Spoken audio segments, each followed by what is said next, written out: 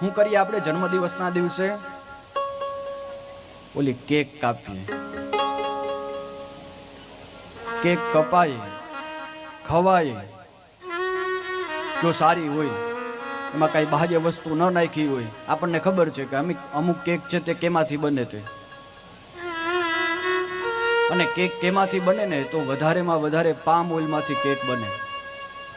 Ice cream કેમાંથી બને તો આઈસ્ક્રીમની પાછળ તમે કન્ટેન્ટ બધા વાંચજો તો તેમાં પામ ઓઇલ એવું લખેલું હશે.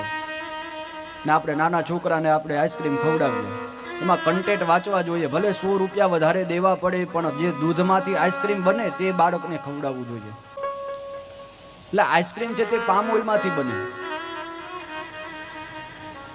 કેક ખાવી જોઈએ, જો સારી હોય તો કેક ખવાય, કાંઈ ના નથી. પણ એમાં જે તમે ઓલી મીણબત્તી રાખી અને તેને પ્રગટાવી અને હૂક મારીને ઠારી દો ને, તેમાં વિરોધ છે.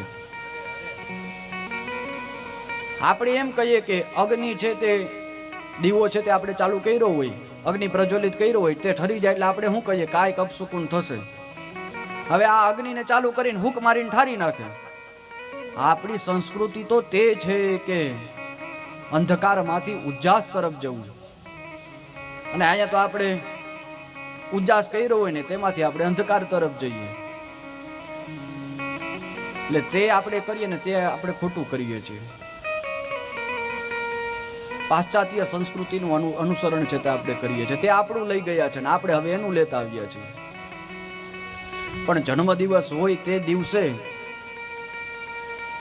ભગવાનની પૂજા કરવી જોઈએ, રુદ્રાભિષેક કરાવવો જોઈએ, સત્યનારાયણ ભગવાનની કથા કરવી જોઈએ, વર્ધાપન પૂજા છે તે કરાવવી જોઈએ.